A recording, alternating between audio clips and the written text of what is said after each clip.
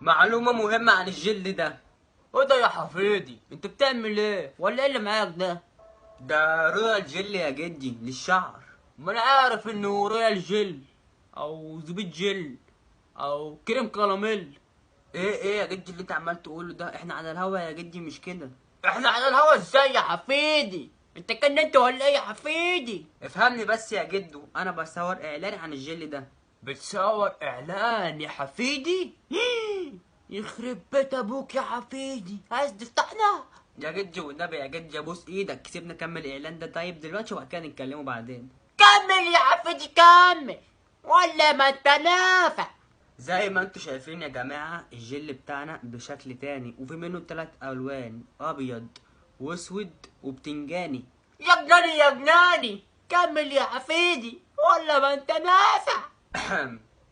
ومش كده بس يا جماعة، انتوا ممكن تستخدموا الجل ده على وشكم. ايوه على وشكم، مستغربين ليه؟ بصوا يا جماعة، ممكن تثبتوا بيه حواجبكم كده، تثبت تثبت عشان ايه؟ ممكن تطير في الهوا. والحاجب التاني اهو، ممكن تنشف بيه السكسوكة. والشنب بقى بينحكش لي شنبي، فممكن اثبت بيه الشنب كده، عشان زي ما انتوا عارفين الشنب بينحكش. وزي ما انتوا شايفين يا جماعة. خلي بالك يا حفيدي، انت بتعمل اعلان غلط يا حفيدي. عشان ليه؟ لازما يكون عندك شنب عشان تعرف تعمل اعلان. لكن انت كده مش نافع، ولا ما انت نافع. اقول لك انا تعمل ايه يا حفيدي، ولا اقول لك ليه؟ انت مفكر عندك شنب؟